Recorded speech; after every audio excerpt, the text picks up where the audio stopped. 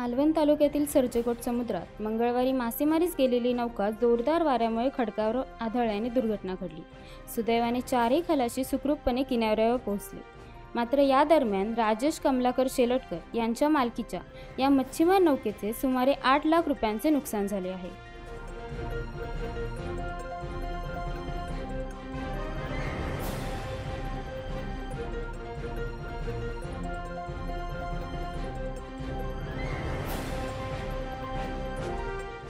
तुम्ही पाहत राहा स्काय न्यूज टुडे।